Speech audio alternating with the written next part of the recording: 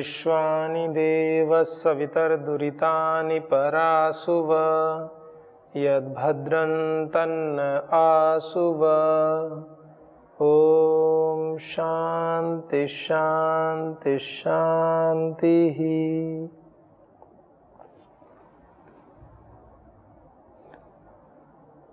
ओम सबको नमस्ते। वैदिक संस्कृति के इस भाग में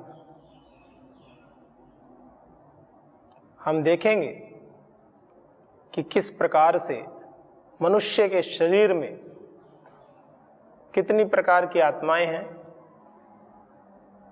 उसका पता चलता कैसे है,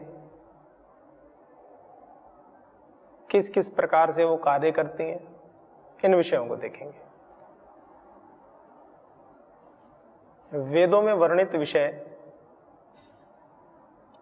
आत्मा शब्द, पुरुष शब्द इस प्रकार से कहते हैं।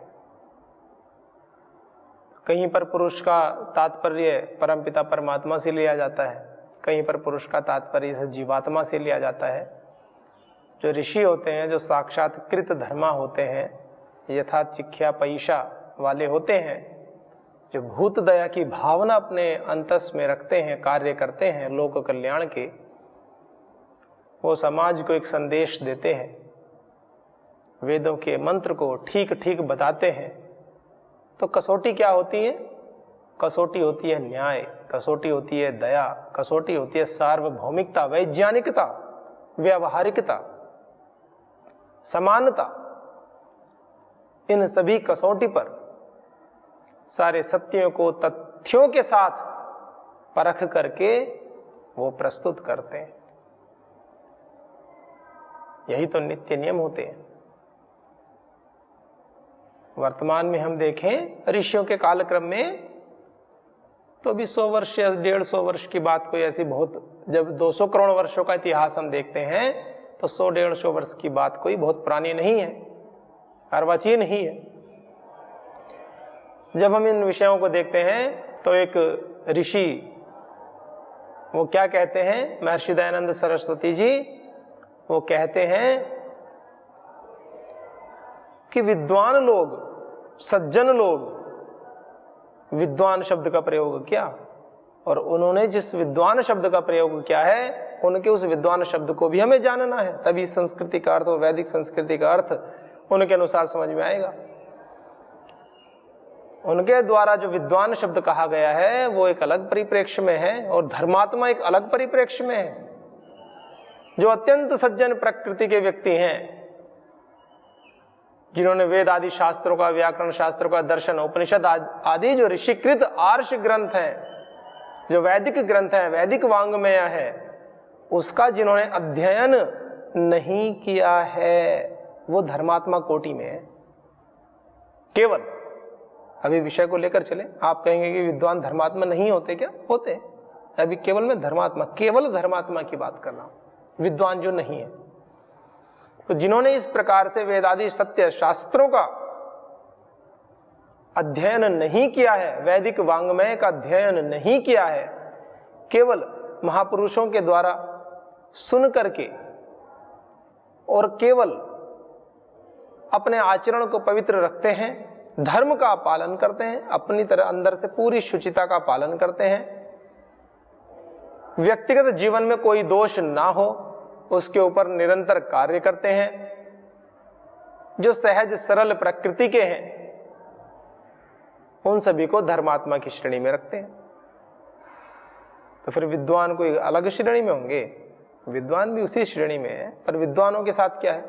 जो धर्मात्मा कोटि के लोग हैं उनको पढ़े लिखे व्यक्ति धर्म का नाम लेकर के, ईश्वर का नाम लेकर के अलग अलग मत संप्रदायों में बांट लेते हैं। उनको बताते हैं हम आपकी मोक्ष सिद्धि करा देंगे, क्योंकि वो धर्मात्मा है, क्योंकि उनके हृदय में निर्मलता, पवित्रता है, वो गुरु का जो श्रेष्ठ आचरण है, गुरु आज्ञा का पालन है, वो करना जानते हैं, वो करेंगे। इसलिए वो सभी गुरुओं पर विश्वास कर लेते हैं, और जैसे जिस गुरु जी ने बताया वो उसी के अनुसार पूरे मनोयोग से पालना शुरू कर देते हैं।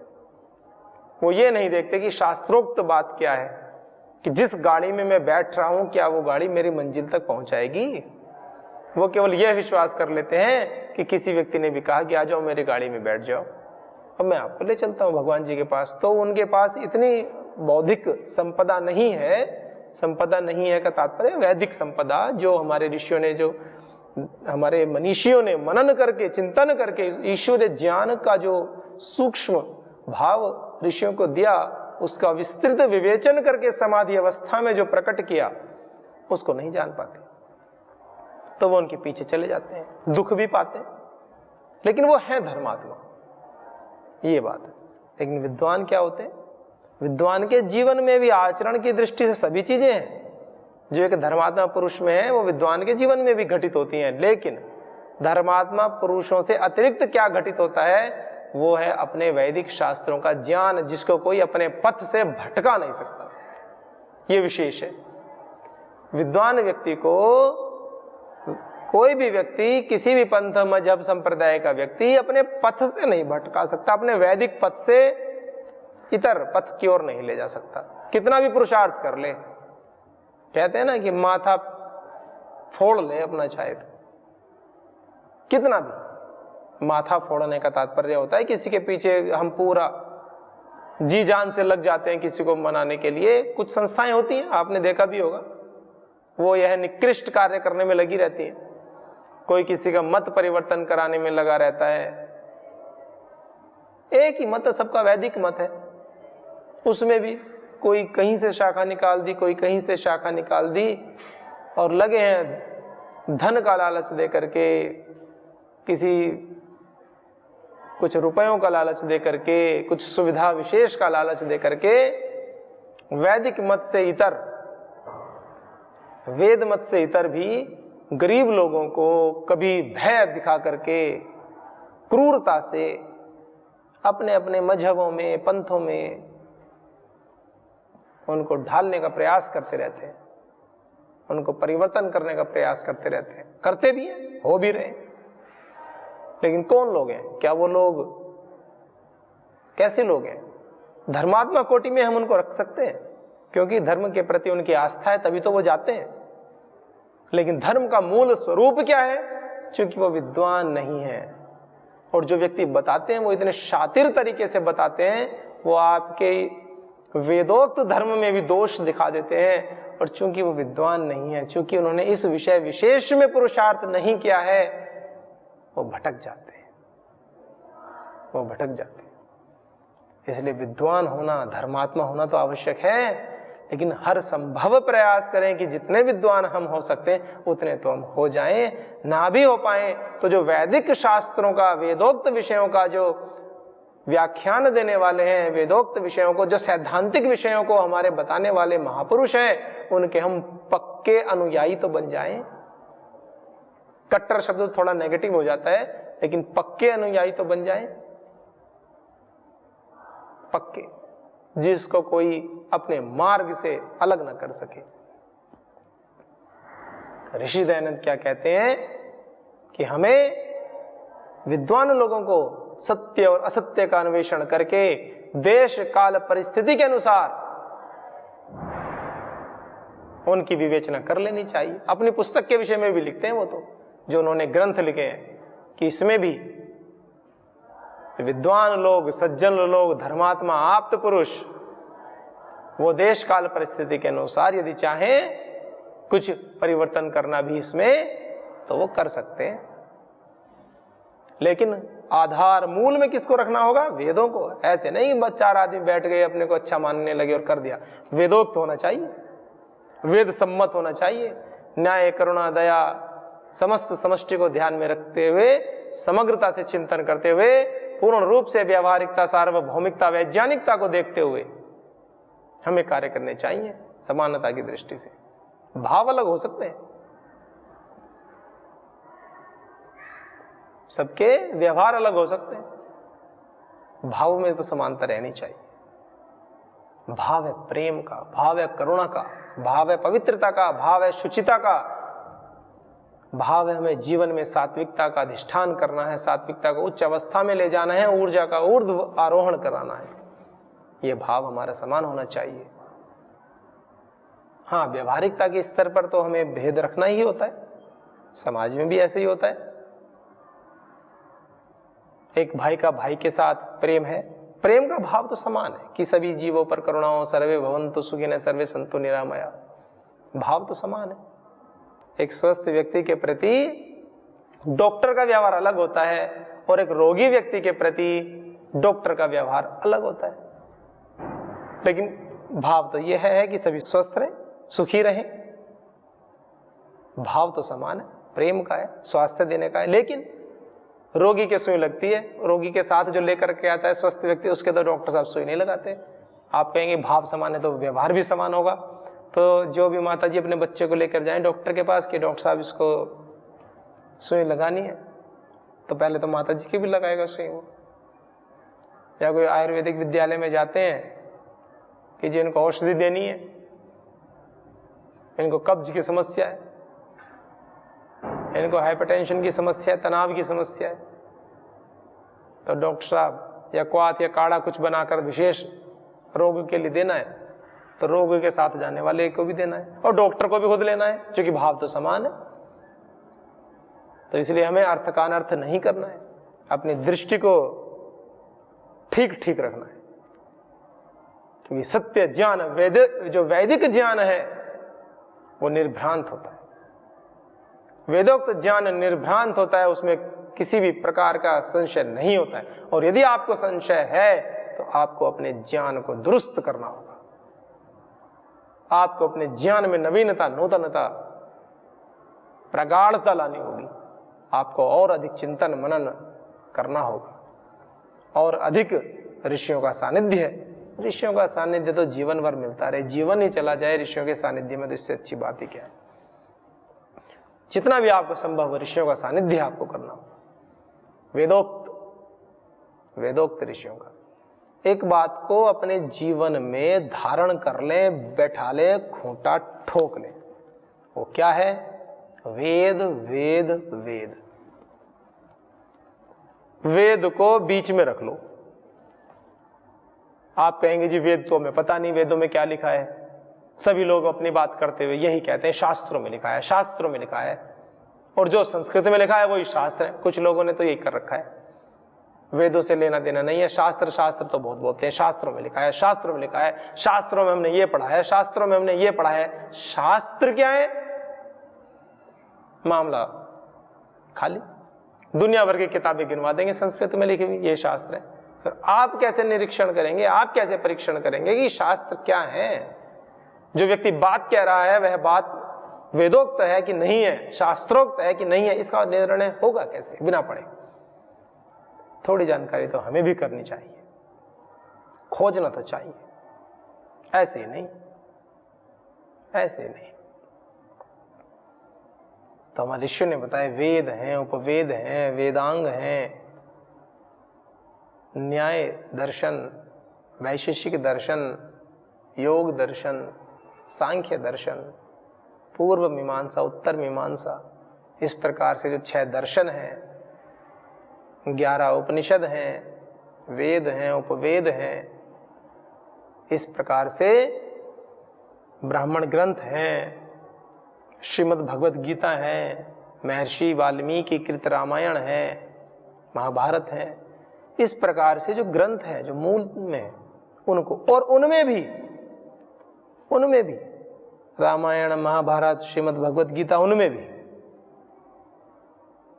जो वेदोक्त नहीं है, ये ध्यान दीजिएगा, बात थोड़ा विशेष कह रहा हूं, उन ग्रंथों में भी जो वेदोक्त नहीं है, वैदिक सिद्धांत से अगर इतर बात है, पहले तो आप स्वयं को, अपने ज्ञान को देखिए, ऋषियों से पूछिए जो वेदोक्त विषयों को जानने वाले हैं, जो उस विषय के बहुत बड़े विद्वान हैं और व्याकरण के विद्वान हैं। ये भी विशेष बात बताई मैंने, व्याकरण के भी विद्वान होने चाहिए। संस्कृत के शब्दों का अर्थ ठीक ठीक पता लगाने के लिए केवल भाव प्रदान अर्थ होंगे, उससे आप पूरे मंतव्य को नहीं पता कर सकते। व्याकरण के विद्वान चाहिए। भाई किसी भाषा के सही सही जानने वाले ही तो उसका सही सही अर्थ बता सकते हैं। जैसे कोई व्यक्ति कार्यालय में आया, किसी ने कोई विशेष कार्य किया, आपने प्रसन्नता से बोल दिया किसी को, ये तो भाई कलाकार है, एक व्यक्ति सामने बैठा था, उसको हिंदी भाषा का ज्यादा बोध नहीं है,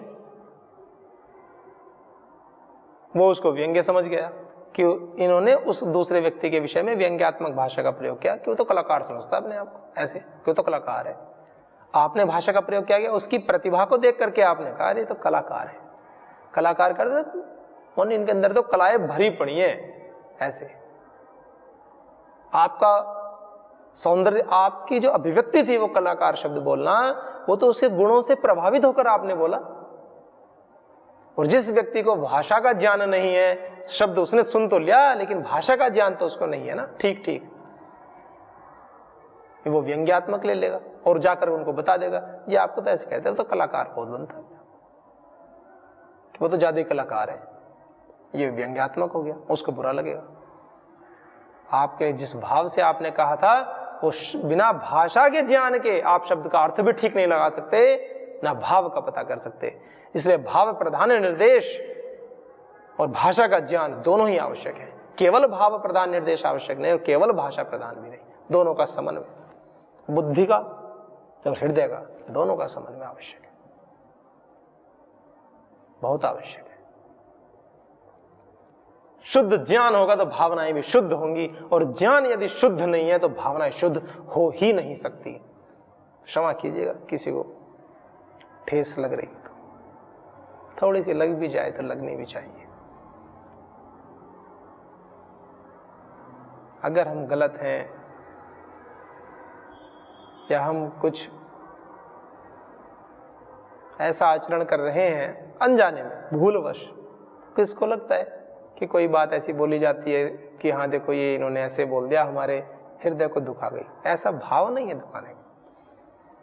किसी के हृदय के किसी भी स्थान को कहीं भी, पूरे अस्तित्व में, पूरी समष्टि में किसी के भी भाव को दूषित करने का या किसी को भी पीड़ा पहुंचाने का तो लेश मात्र भी विचार भी नहीं है।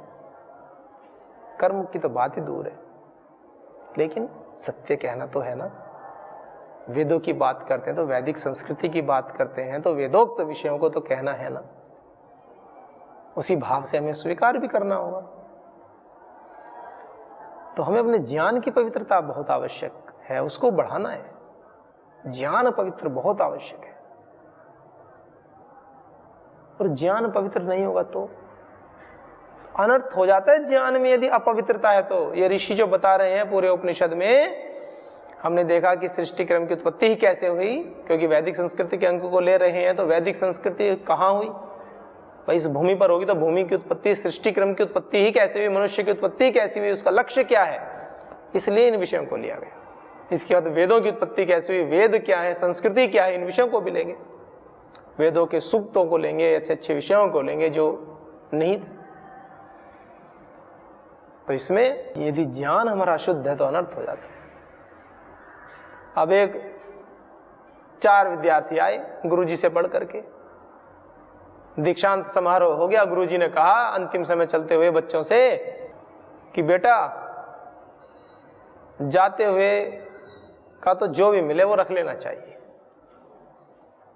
उनका तात्पर्य ज्ञान से था कि भाई जितना भी ज्ञान मिले, जो भी मिले, कुछ ना होने से अच्छा है कुछ तो हो, कुछ ना होने से अच्छा है कुछ तो हो, जो भी हो वो ले लेना चाहिए। ऐसे शब्द बोले कुछ, जितना भी मिले ज्ञान के पक्ष में। वो जा रहे थे मित्र, रास्ते में नदी पड़ी, रास्ते में नदी पड़ी, चारों तैर कर जाने लगे, तैर कर जाने लगे। 3 मित्र तो पार कर गए, एक मित्र डूबने लगा रास्ते में, और डूब रहा था वो, गर्दन बच रही थी ऊपर उसकी, थोड़ी दिख रही थी थोड़ी देर के लिए, तो उसको बचाने से तो गया, गुरुजी की बात याद कर ली। गुरुजी ने कहा था कि जितना भी मिले उतना ले लो, गर्दन लिया उसकी पकड़ के, गर्दन कर दी साफ। तो जो है ना, ये जो कार्यक्रम है उससे क्या हुआ, दृष्टांत बता रहा हूं, कोई ऐसा नहीं कि ऐसा हुआ है, एक विषय समझाने के लिए। उससे क्या हुआ, मित्र की हानि हो गई, और वो कहेंगे हमने तो गुरु आज्ञा का पालन कर लिया, भाई जा रहा था जितना मिला उतना पकड़ लाए, हम तो उतना लिया है। तो गुरु जी ने ये थोड़ी कहा था, वो तो ज्ञान के पक्ष में था। जो बात जिस विशेष संदर्भ में कही जाए ये भी तो पता करना हमारा कार्य होता है, इसलिए अधूरा ज्ञान भी सर्वनाश का कारण होता है। तो ज्ञान ठीक ठीक हो, पूरा हो। अरे वेद हमें कभी अधूरे रास्ते पर नहीं छोड़ती है, सत्य बात है। वेद हमें पूर्णता की ओर लेकर जाते हैं। मैंने पहले ही कहा है, वेद राष्ट्रीय राजमार्ग है, सीधा, कोई कहीं पर कोई भटकाव नहीं, कहीं पर कोई भी संशय नहीं। उपनिषदों में क्या वर्णन आ रहा है? जब ऋषियों ने कहा कि ऋषि वामदेव ने कहा सब अपने जन्मों को जान लिया, देख लिया कि मैं सैकड़ों जन्मों से बंधनों में पड़ा था और अब मुझे बंधनों को तोड़ करके आगे जाना है, तो उन्होंने फिर अपने जीवन में अच्छे कर्म तो किए ही थे पहले, फिर और अच्छे कर्म किए और निष्पाप होकर के, निष्काम होकर के, निस्वार्थ, निष्प्रिय, भगवद अर्पण बुद्धि से समस्त कर्मों को करते हुए लाभ, हानि, यश, अपयश, पाप पुण्य के भाव से भी ऊपर उठ करके उन्होंने अपने शरीर को पूरा किया और वो मोक्ष के अधिकारी बने, उस विशेष सुख के अधिकारी बने। अमृतः समभवत समभवत, मोक्ष के अधिकारी हो गए, अमृत हो गए, मोक्ष के अधिकारी हो गए, ऐसी हो इसमें।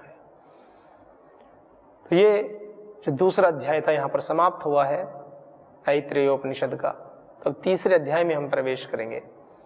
अब ये हमने दोनों अध्यायों में बात पढ़ ली, किस प्रकार सृष्टि की उत्पत्ति हुई, किस प्रकार से प्रवेश हुआ, किस प्रकार से भूख प्यास से समस्त देवताओं को, भूख प्यास से समस्त देवताओं को संयुक्त कर दिया। फिर उन्होंने कहा सबने मिलकर हम कहाँ रहे, तो पुरुष का शरीर में व्यवस्था हो गई। फिर पुरुष के शरीर में जीवात्मा ने भी प्रवेश किया, ब्रह्मरंध्र से सीमानम विदार्य सयेतम सीमानम विदार्य।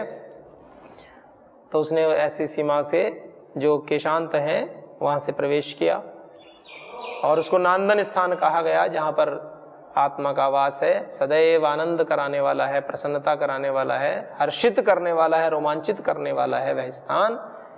उसके अनुभव मात्र से पूरा अस्तित्व आंदोलित हो जाता है, पूरे अस्तित्व में एक नई ऊर्जा का संचार होता है। जैसे है ना कि कोई किसी व्यक्ति का प्रधानमंत्री मित्र हो तो उसके केवल मित्रता होने मात्र से उसका पूरा शरीर रोमांचित रहता है, पूरे कार्य उसके होने लगते हैं। इसी प्रकार से जो उस परम पिता परमात्मा की सन्निधि को पा लेता है तो उसके समस्त अस्तित्व में, समस्त समष्टि, जितना भी पूरा ब्रह्मांड है वो सारा उसकी बात मानने लगता है। ये बड़ी बात है, उनकी बात मानने लगते हैं सब। जैसे कोई जाकर कहे जी मेरे परिचित हैं, क्या कोई पिता जाकर कहे कि मेरे पिताजी, या कोई बच्चा जाकर कहे कि मेरे भ्राता जी, मेरी माता जी, मेरे पिताजी, मेरे दादाजी, कोई भी कि मेरे पिताजी डीएम है, तो सामान्य व्यक्ति बात मानते ही हैं उसकी, मानेंगे, होता ही है। समाज में आप देख सकते हैं उदाहरणों को, अपने आसपास देख लिया करो, घटा लिया करो। तो ऐसी जिसके परम पिता परमात्मा से सीधी लगन लगी हुई है तो जो देव हैं वो उनकी बात मानेंगे ही मानेंगे। तो ये जो कहते हैं माया है, जादू है, ये है, और वो व्यक्ति जो परमपिता परमात्मा की आज्ञा में रहते हैं वो सृष्टि नियम के विरुद्ध थोड़ी कार्य करते हैं। जो ईश्वरीय आज्ञा में रहते हैं वो ईश्वरीय नियमों के विरुद्ध थोड़ी जाएंगे। तो वो ऐसे कार्य थोड़ी करेंगे फिर कि जो प्रकृति के नियमों के विरुद्ध हो, और जो भी कार्य प्रकृति के नियम के विरुद्ध है समझो वो वैदिक नियम नहीं है। जो शाश्वत सत्यों के विरुद्ध कार्य है, जो रीत नियमों के विरुद्ध कार्य है, वो वेदोक्त नहीं है, वो त्याज्य है, उसकी उपेक्षा करनी योग्य है। वो है कि नहीं है ये विषय ही नहीं है, उसकी उपेक्षा करनी योग्य है, वो त्याज्य है। वेदों का सत्य बोलिए, असत्य नहीं बोलिए। तो असत्य नहीं बोलिए यदि कहा है और सत्य बोलिए यदि कहा है, फिर असत्य त्याज्य है। असत्य है कि नहीं है ये बात ही नहीं करनी ना अपने को। कैसे, तो असत्य का भी अस्तित्व तो है ही, हम बोलते हैं अनजाने में, कोई ना कोई ऐसे बोल देते हैं ना। हम का अर्थ है समाज में जो व्यक्ति होते हैं ना, कोई किसी प्रसंग विशेष में आता है तो बोल देता है, छोटी छोटी बातों में बोल देते हैं। घर परिवार में आप भी छोटी छोटी बातों में मुंह से निकल जाता है, कहते हैं मुंह से निकल गया। कैसे निकल गया मुंह से? अभ्यास था तभी तो निकल गया। और जब व्यक्ति यह कहता है ना कि मेरे मुंह से निकल गया, ये तो मुझे ध्यान ही नहीं रहा, ये तो हो गया, मैंने तो क्या नहीं। आध्यात्मिक संदर्भ में अगर बात करें तो जो व्यक्ति ये कहते हैं कि जी मैंने तो क्या नहीं, ये तो हो गया, वो चीख चीख कर ये कह रहा है कि मेरे अभ्यास इतने गड़बड़ हो गए हैं, मेरे अभ्यास इतने दूषित हो गए हैं, मैं अभ्यासों के, अपने बुरे अभ्यासों के इतना वशीभूत हो गया हूं कि मेरे से कर्म हो भी गया और मुझे पता भी नहीं चला। वो विवश हो रहा है। ये बोलते हैं ना, सफाई देते हैं, हाँ हो, मुझे तो पता नहीं चला। आध्यात्मिक संदर्भ में वो यह कह रहे होते हैं कि मैं इतना आदी हो गया हूं इस प्रकार के अभ्यासों का कि मुझे पता ही नहीं चलता ये कब हो जाते हैं।